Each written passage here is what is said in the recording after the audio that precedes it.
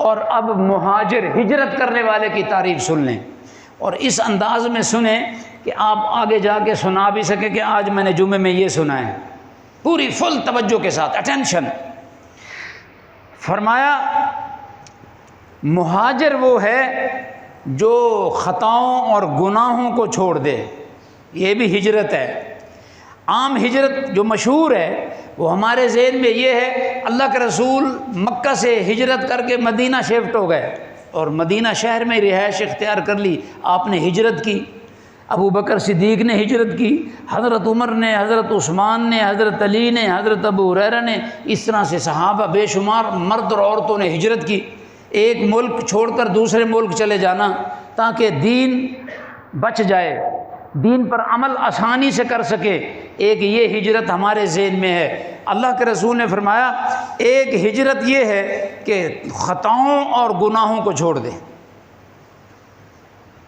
میں block making کا کام کرتا تھا، بلاک بناتا تھا، تو اس دور میں پلاسٹک کی چوڑی بلاکوں سے بنتی تھی،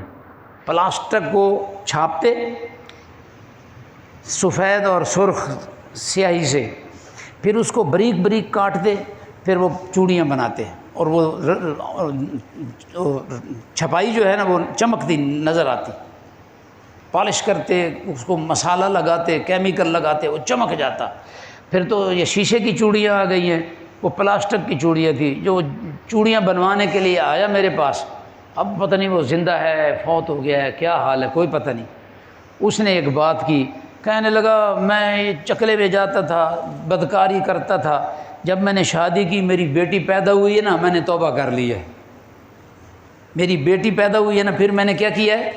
توبہ کر لیا ہے کہ پتہ نہیں میں بھی کسی کے ساتھ جو زیادتی کرتا رہا وہ بھی تو کسی کی بیٹی اور بہن ہوگی، تو کہتے میں نے توبہ کر لی ہے۔ یہ گناہ چھوڑنا ہے،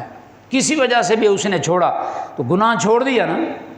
غلط کام چھوڑ دیا، یہ ہجرت ہے۔